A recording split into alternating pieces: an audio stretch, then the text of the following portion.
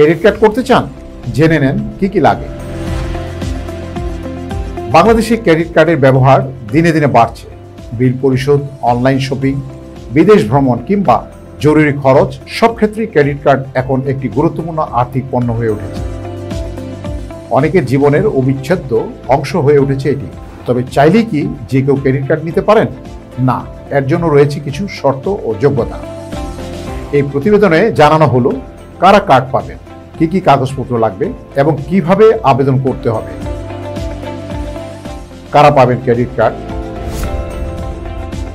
Credit card নেওয়ার জন্য প্রথম শর্ত হলো আয় থাকতে হবে অথবা ব্যাংকে জমা রাখা অর্থ থাকতে হবে। আপনার যদি আয় থাকে বা জমা করা টাকা থাকে তাহলে যে কোনো ব্যাংক আপনাকে কার্ড দিতে পারে। চাকরিজীবীদের ক্ষেত্রে মাসিক বেতন যদি 30,000 টাকা হয় তাহলে তারা ব্যাংক থেকে ক্রেডিট কার্ড নিতে পারে। ব্যবসায়ীদের ক্ষেত্রে বছরে কমপক্ষে 10 লাখ টাকা ব্যাংক লেনদেন থাকলে তারা ক্রেডিট কার্ড পাওয়ার যোগ্য হবে। নির্ভরশীল শিক্ষার্থীরা যোগ্য পরিবারের সদস্য হলে অনেক ব্যাংক অ্যাড অন কার্ড নেওয়ার সুযোগ পান। কিভাবে নেবেন? বর্তমানে অধিকাংশ ব্যাংক অনলাইনে ক্রেডিট কার্ডের আবেদন গ্রহণ করে। আপনি অনলাইনে আবেদন করলে ব্যাংকের বিক্রয়কর্মী আপনার ঠিকানায় গিয়ে প্রয়োজনীয় তথ্য ও কাগজপত্র সংগ্রহ করেন। যাচাই বাছাই শেষে নির্দিষ্ট সময়ের মধ্যে কুরিয়ারের মাধ্যমে আপনার ঠিকানায় পৌঁছে যায় ক্রেডিট কার্ড ও পিন নম্বর।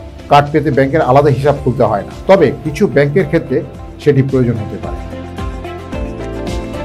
যেসব কাগজপত্র লাগবে: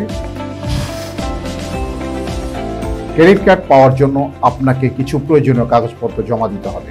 সেগুলো হলো জাতীয় পরিচয়পত্র, 2 কপি পাসপোর্ট সাইজ ছবি, বর্তমান ঠিকানার প্রমাণ যেমন বিদ্যুৎ বা গ্যাস বিল, ব্যাংকের 6 মাসের স্টেটমেন্ট যদি থাকে, নমিনির এনআইডি ও ছবি, রেফারেন্স সাধারণত সংশ্লিষ্ট ব্যাংকের কোনো গ্রাহকের নাম। আবার অনেক ব্যাংক আলাদা সেভিংস হিসাব না খুলেও কার্ড নেওয়া যায়। কিভাবে আবেদন করবে? অধিকাংশ ব্যাংকই এখন অনলাইনে সরাসরি আবেদন করা যায়। আবেদন করার পর ব্যাংকের প্রতিনিধি প্রয়োজনীয় কাগজপত্র সংগ্রহের জন্য সরাসরি আপনার ঠিকানায় আসেন। ব্যাংক আবেদন যাচাই করে দেখবে আপনি ক্রেডিট স্কোর, আয় ও ব্যয়ের প্রমাণ এবং লেনদেন সক্ষমতা দেখতে পাচ্ছেন কিনা। যাচাই বাছাই শেষে ব্যাংক আপনার জন্য একটি ক্রেডিট লিমিট নির্ধারণ করে এবং কার্ড ইস্যু করে। খরচের নিয়ম: ক্রেডিট কার্ডের মূল ধারণা হলো আপনি এখন খরচ করছেন, কিন্তু নির্ধারিত সময়ের মধ্যে ব্যাংকে সেই অর্থ ফেরত দিতে হবে। নির্ধারিত সময়ের মধ্যে পরিশোধ না করলে আপনাকে উচ্চ হারে সুদ দিতে হবে। কার্ড পাওয়ার পর আপনাকে পিন নম্বর সেট করতে হবে, যা ব্যাংক থেকে সরবরাহ করা হয়। প্রতি মাসে কত খরচ পর্যন্ত আপনি করতে পারবেন এবং কোন তারিখের মধ্যে বিনা সুদে বিল পরিশোধ করতে হবে, সেই তথ্যগুলো জেনে রাখা খুবই গুরুত্বপূর্ণ।